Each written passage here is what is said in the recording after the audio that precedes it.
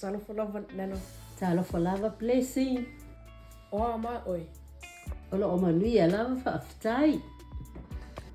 Nana, it's Samoan Language Week. What does the theme mean to you?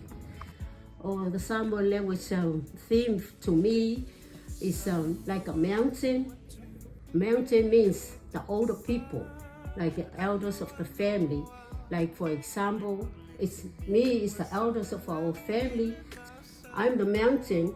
Blessings gonna be poured down from the eldest person of our family, down to your parents, down to you children, great-grandchildren, and everybody. Oh, what does that mean to me? It means that you need to know how to respect the elders.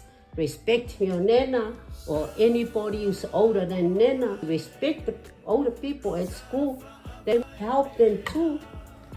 Yeah, for my mom to tell them and we all know. Thank you, Nana. That was very helpful.